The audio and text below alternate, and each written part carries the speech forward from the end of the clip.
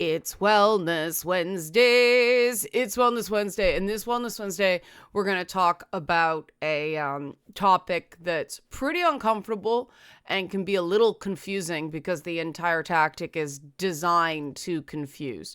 The nice thing about YouTube thumbnails is it's like, I don't have to, cold sell this for too long. We're talking about DARVO, deny, attack, and reverse victim and offender. And I've decided to talk about this because it's come up on the Discord a few times, people asking, what is it? And so I figure, okay, I'll make a video so everybody's got this as a resource, because the challenge is that a person who really is being falsely accused can look indistinguishable from someone who is DARVOing. And the average person is no better than chance at telling them apart.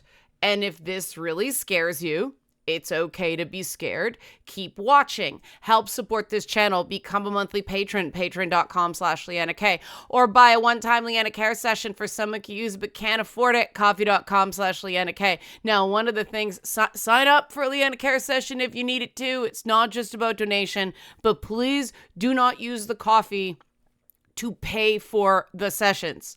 I need to invoice you before you pay for sessions, because I have to track who's in Canada, who's not, lots of things for tax purposes. So that's something that's come up a bit too.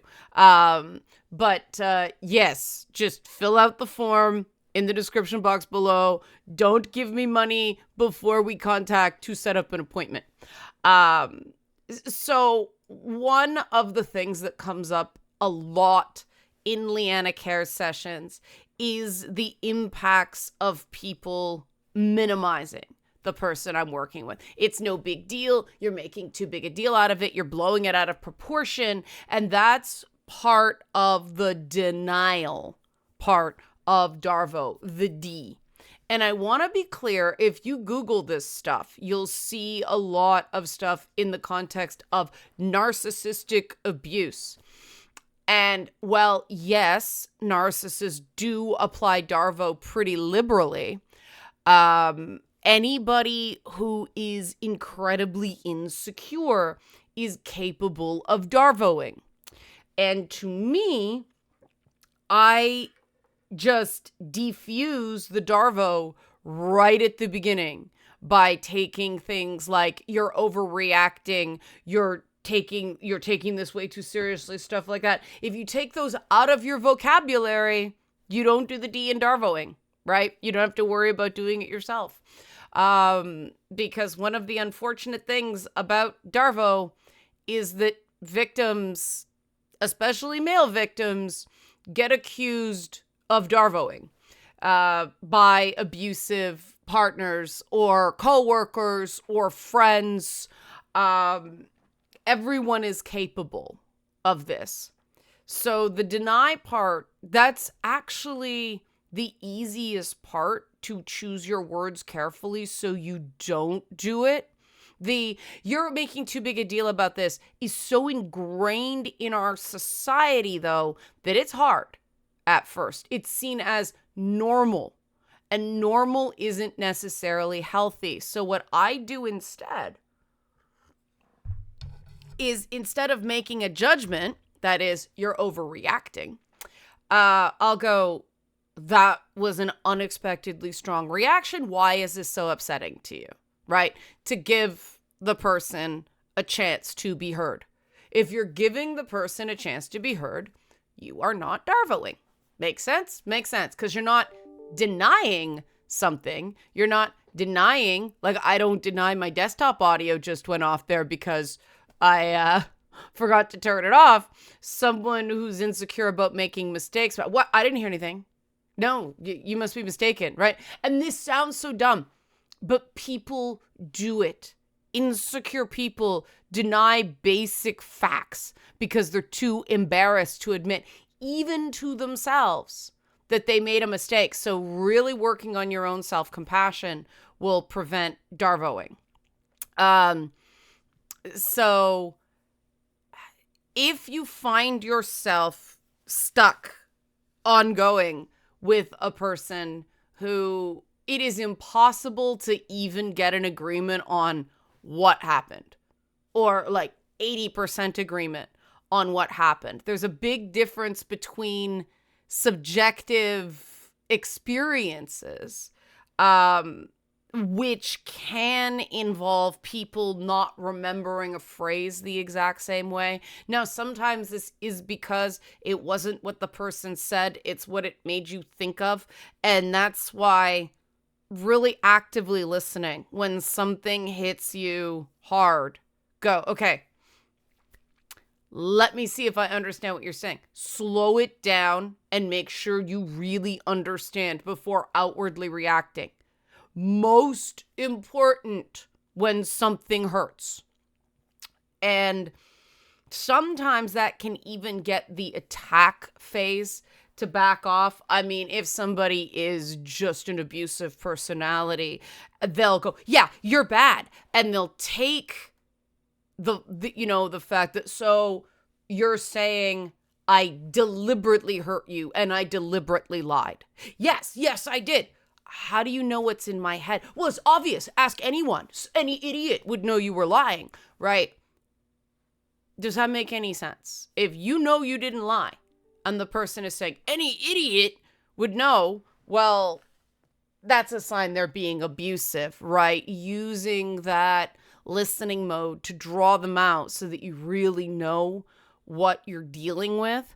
Whereas someone who is just had a moment, right? Had a sensitive moment, and you go, do you really think I hate you? Or do you really think, that's one that drives me crazy. When people just suddenly come out, you hate me, or something like that. It's like this person who's been around for years suddenly became a mean and cruel person that can't stand you. Really? Does that really make sense? No, it doesn't. That's an emotional reaction. But if somebody just had a moment, they'll stop and realize themselves, no, I don't really think you hate me. I was feeling threatened in that moment. And it's one thing for somebody else to say without prompting, I overreacted. I normally say, you didn't overreact, you had a strong reaction, but who gets to say where the level of appropriate reaction is, right? It's just you and me here. So I'll try to challenge that kind of language, even when somebody falsely accused me. If they're owning that they were wrong in their assumptions, that's cool, right? And I have had this. I have said, you really think that these actions are deliberate? Yes. Okay, where's your proof? Well, ask anyone. That's a really common one. Ask any guy, ask any woman, ask any blank. That's not evidence. That's they don't actually have any proof. The assumption, the negative assumption, is just so normalized that they're not doing the work and challenging themselves. And this is a problem in a lot of these activist groups, including feminist groups in the manosphere. They think that consensus means you're correct, and it doesn't. One very important part of healthy activism is always challenging those assumptions to make you, yourself, and your group more effective. And if you're not doing that process, you're probably functioning on some pretty critical false assumptions that are going to make you less effective as an activist and an advocate. And I say this as someone who considers myself an advocate and not an activist. And in the process of checking out assumptions about things, I've learned that, a lot of these talking points in all these groups are based on, we'll ask any guy, we'll ask any woman. And that is just not something. Common misperception is not something to base an argument on. It's like, well, how do you know you lied? Well, you told me this yesterday and you told me this today. They're in opposition to each other. One both cannot be true. And sometimes somebody will go, okay, yeah, I misspoke, or well, actually, and they'll explain to you how they think they both can be true, and you can work that out. But if you get into, yes, you did, no, I didn't, yes, you did, no, I didn't, yes, you did, no, I didn't, that's not productive, and something's wrong with the dynamic, right? That's an important way to know whether people are just heated or whether you're being subjected to DARVO or you are DARVOing because you're feeling insecure at the moment. And now this part is one that people don't like being pointed out that they've done this. And it happens on social media all the time. And that's reversing victim and offender. And yes, this is a big marker of abuse. I'm really the victim here. You see this, and you see this in a lot of high-profile celebrity cases. And part of the reason that you'll notice I'm very strongly, like, I believe Johnny Depp, and I'm very strongly, no, Neil Gaiman and Justin Baldoni are full of shit. And because Johnny Depp is the only one of, I mean, did he? Holy shit. He got caught on camera, right? And you'll claim Johnny Depp got caught on camera, but all Johnny Depp got caught on camera is smashing cupboards, not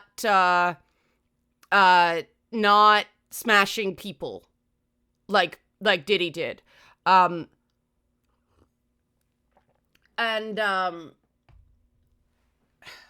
the original stuff that Amber Heard put out there, you notice that Depp's people didn't immediately retaliate.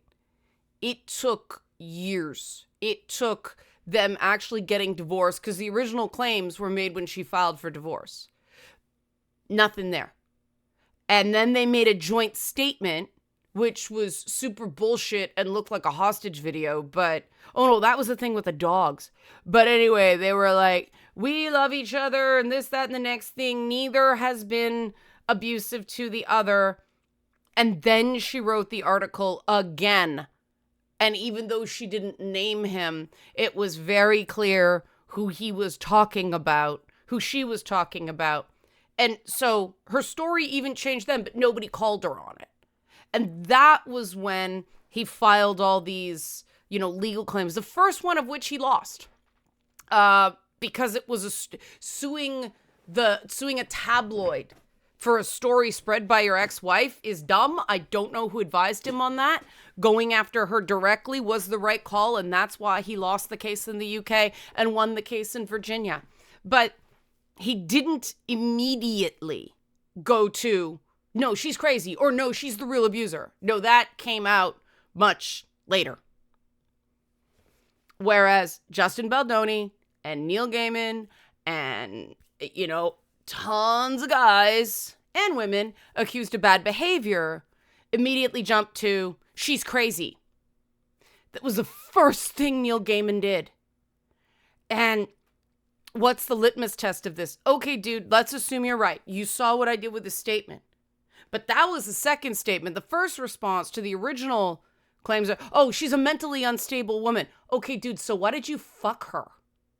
Like, there's some responsibility here of, if you knew she was unstable, why'd you go there? Right? Oh, that's blaming the victim. No, because if you're richer, if you're her employer, and you're famous, don't take advantage of mentally ill people for sex. P.S. Her being mentally ill doesn't mean she's not telling the truth here. You're changing the subject. Someone can have a diagnosis and be telling the truth. And this is a thing people use against me all the time. You will notice every single one of these haters that I've taken to refer to as my fan club, they say I'm crazy, and they say I'm rageful, and they say I don't manage my triggers, and she's a narcissist, and all that stuff. But they never actually address my core claims. Instead, they just make claims of their own, never under anyone's real name, never with dates and locations and details so that there can be an examination of the facts. It's just, oh, she's crazy. Oh, she has anger problems. This is the mark of bullshit, people. Neil Gaiman did it. Look at Justin Baldoni. He was the director of the film, and his production company was producing the film. And he still claimed it was all Blake Lively's fault. She was really in control. She did it. She's bad. She's a diva. She's out to destroy him. Directors on film sets have a huge amount of power. Anybody who's done that's a big difference between TV and film. That the director in TV is more of a kind of team member. The producers have the most power on television, unless it's like, a big name like Quentin Tarantino coming in to direct an episode of CSI. It's much more collaborative, right? Whereas a director in film, it's basically, their set. And actors, because film is a much longer process and you really have to trust that the director can see things that you can't about how they're depicting you, the things they're given, because often they're shot out of order. So is TV a lot of the time. But because stuff is shot out of order, an actor has to trust the director that everything is lining up. And so the idea that an actress who was still breastfeeding was somehow some Machiavellian control freak on a moderately budgeted small movie when her husband was making Deadpool 3, which turned out to be the biggest rated R movie ever, and she played Lady Deadpool in it. The idea that she just wanted to come in and take over and make him miserable, and it was all her. What does this distract from? And people bought this shit. I am stunned. People bought this. Oh no, yeah, she's totally that. I've been on the receiving end of that. It's amazing how many people buy it. What's the undeniable facts? She went to a body and made a complaint about his behavior. They discussed his behavior. Neither side denies that. So he knew she had issues with the way he behaved. And there was some sort of discussion about changes going forward. That is unequivocal. Whether he feels like he's being railroaded or not, she made it very clear that his behavior was unwanted. And in those situations, if you think somebody's a manipulative, pardon the word, I hate this word, bitch, this is why I hate this word. If you think that, dude, don't go making her look bad in the media. She'll slay you. And that's not blaming the victim. That's going, this story doesn't make very much sense.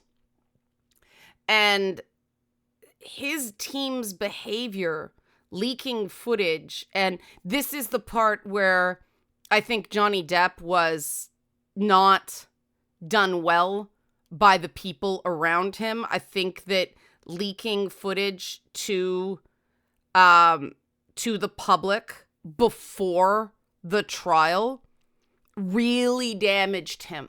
It really gave the people that were pro Amber Heard the ability to go, oh, he's just trying to destroy her reputation. He influenced the jury.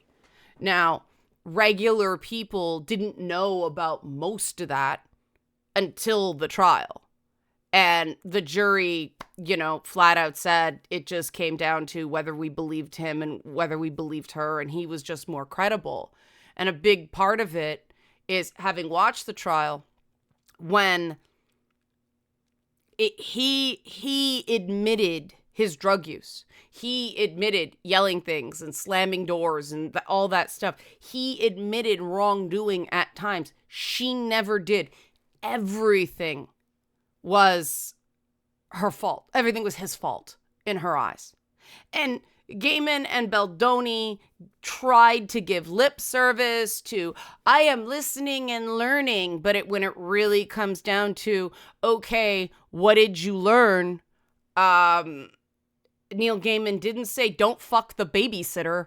And Justin Baldoni didn't say, look, when a woman has lodged a complaint against me, retaliating against her in the media when she's accusing me of retaliating against her on the press tour maybe isn't the best move. And then you get the comparisons to what the Depp team did, leaking recordings of marriage counseling sessions where Amber Heard admitted to hitting Johnny Depp. But oh no, she didn't hit him. Didn't hit him. No, she didn't punch him. She hit him. You weren't punched, babe. Like, that was just peak minimization. And then you get into mutual abuse and all that stuff. And there usually is a certain amount of give and take. There usually is reciprocal abuse. And something pretty fucked must have been going on the set of It Ends With Us, because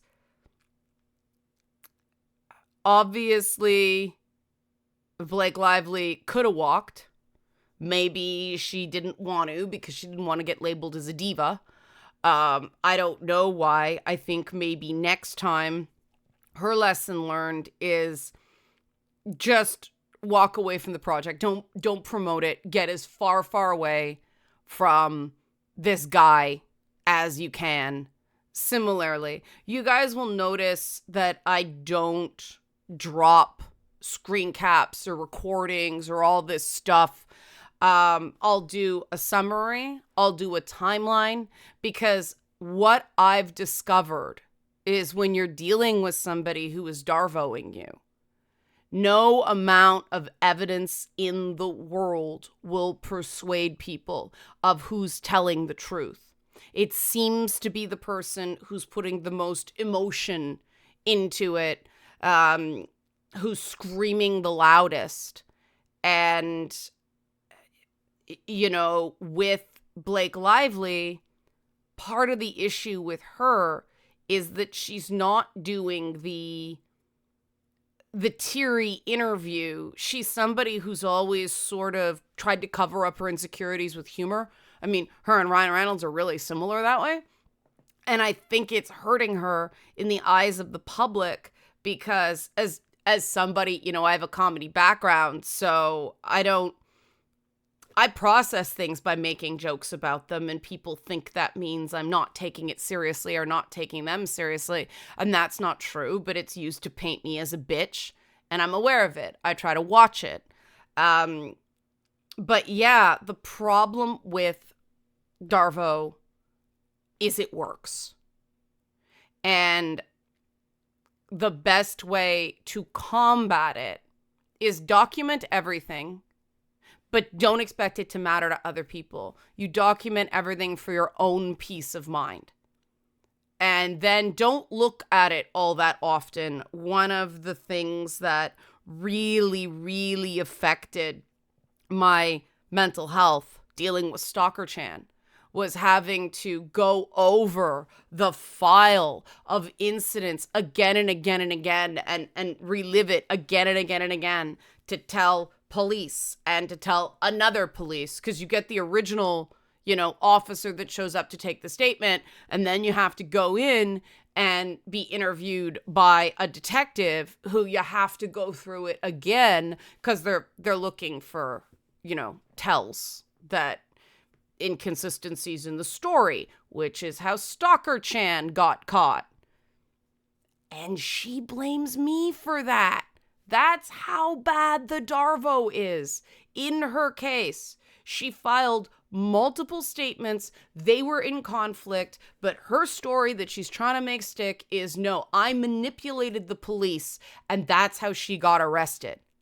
I didn't even know she went to the cops until my friend got arrested. It's absurd. I talked to the police officer involved in her case all of once to provide evidence that literally the guy, that because I had seen them the next day. And yet there are still people who believe her. It doesn't make any sense. And here's the thing, people who believe them want to. It's just a question of they can get something from her, or they like her, or they just don't like me, and it's a reason to not like me. Understanding that human beings think they are responding logically, but are actually responding emotionally. And the more people deny that there's an emotional underpinning to their reaction, the more there's an emotional underpinning to their reaction. We have to acknowledge the emotional response.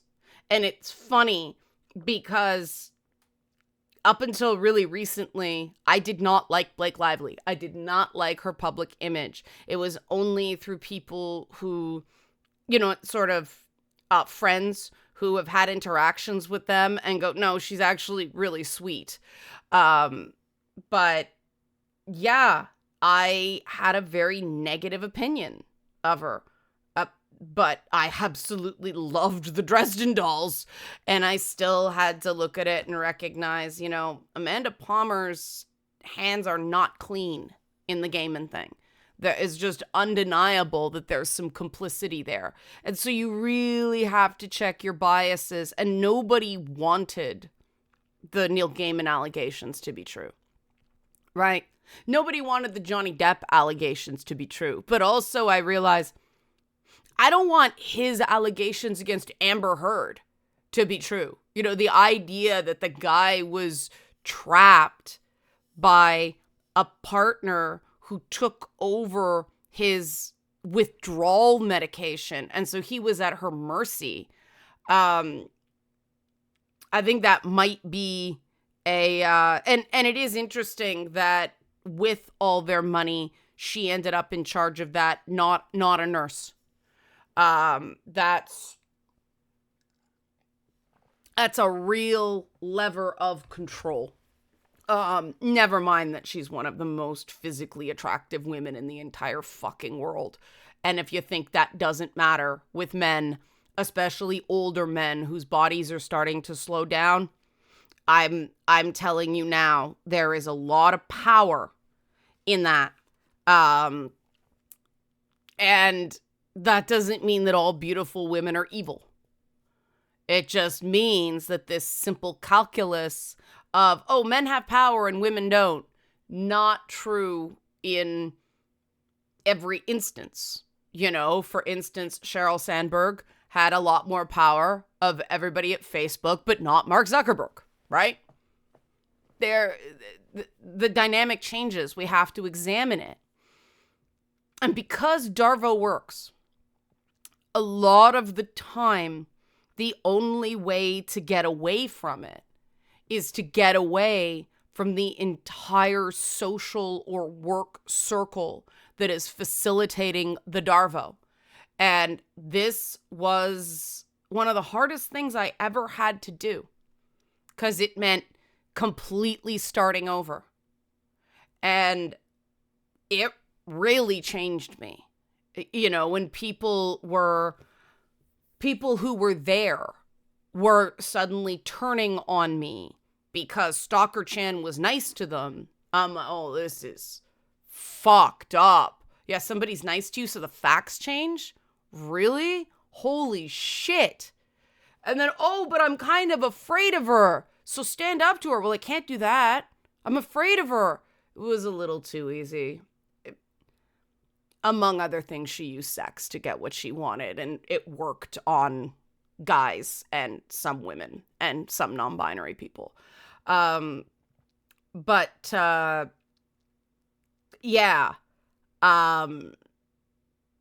up. And when you realize that it's not just the person doing the DARVO, it's the people buying the DARVO, you realize the entire group gotta go. And that can mean changing jobs. That can mean ending so-called friendships. And it, at the core of it is not, and this is the hard part. The core of it is often not some evil intent. Because, yes, some card-carrying abusers do it, but some people who just hate themselves and can't look at themselves also do it. And it can mean they do some really evil things, even if they're not an evil person. One thing to disabuse yourself of so you don't DARVO is good people can do bad things. Not everything you do is good just because you're a good person. And bad people don't always do bad things. There needs to be a ramp back to goodness. And if we see everything in good people and bad people, people are just, there's no hope. And, you know, the biggest example of DARVO that people do all the time, and this is going to hit some people funny because they do it and they're going to get mad at me because it's true. If you're on social media and you start a fight, so if somebody makes a comment and you go, bad take, blah, blah, blah, and somebody responds, that is not compelling. What's your fucking problem? Why this? Why that? You started the fight. If you info dump on somebody's social media, if you bring this whole, try to convince them, and I saw this recently where someone just made a comment and it was about politics, and this other person responded. It was a big, long thing. And the person was like, no, not persuasive. And the person goes, so you hate us on principle? And I'm like, what the fuck is that? Like, no. The person has an opinion about a concept, about a social construct. At no point did this person say, I hate you in any way, on principle or not. That is jumping into someone else's headspace and then DARVOing. You got aggressive, you started a debate, and then when you didn't get what you wanted, you went, you hate me. Which, really? Really, you've determined somebody hates you based on social media? People do this all the time. People do this all the time. They insist people want them dead. They insist, God, the whole Gaza thing. You love dead babies. Like, what the fuck? But this is the thing. It's so widespread that we don't think when we do it. And let me tell you, when you don't do it, it gets way easier to spot when someone else is. And it's real tough when people, I see people I care about doing it because I know it's based on insecurity, and I know saying something will boomerang back on me because they can't face it because they are so painfully insecure. But I'm not going to facilitate abuse. And that kind of bullshit is abuse. One of the big things I learned, my big takeaways, is I wasn't taking people's social media behavior as serious as I should have. And it cost me the game I was working on that I cared very much about. I should have taken what certain people on the team were doing, viciously fighting with people on social media, more seriously. So I've learned from that. And moving forward, I am not believing them over my eyes and ears. If you think someone is behaving abusively, listen to that. Don't DARVO yourself. Don't go, oh, it's nothing. Don't know they have the right to speak. If somebody is not behaving in accordance with your values, listen to that voice. Because the only thing you can do with people who use these tactics is set up boundaries so that you don't get in too deep. And if you do find yourself in over your head, you do have to be prepared to cut some losses to get away from it. Because trust me, it will drain you. It will steal years from your soul. And if somebody is going through it, they desperately need support because they won't be believed. Because people will say horrendous shit about them online. And, you know, if I turn out to be wrong about if my mind changes on Neil Gaiman, I don't think it will. And if my mind changes on Blake Lively or Justin Baldoni, that's a less serious one, to be clear. You know, like a shitty director on a movie is not rape. And, you know, I don't think the two should be equated. And I know there are some proper feminists who will disagree with me with that and character assassinate me for that. But I'm sorry, one is not the other. It's not. The severity of the accusation is just not even in the same ballpark. So speaking of, you know, Johnny Depp and Amber Heard, Neil Gaiman and like 9 women, and Justin Baldoni and Blake Lively, even in the same breath is wrong. Those are all 3 very different cases. So yeah, support people, and you don't have to agree with absolutely everything they did. People who are being DARVO'd are going to make mistakes because, you know, a whole collection of people have convinced them they're crazy and lying or confused, right? A big part of DARVO is gaslighting. And, you know, DARVO'd people tend to DARVO because if they go through it long enough, they think this is just the way the world works. And it can be very, very difficult for them to admit, to really see what they're doing and have the compassion for themselves to stop, because it means acknowledging what you're doing. And I say this as somebody who had to learn.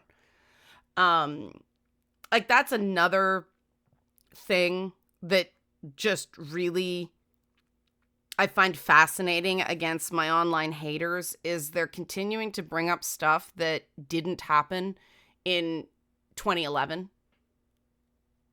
And notice I said didn't happen, but even if it did, that was half a lifetime ago. Holy shit.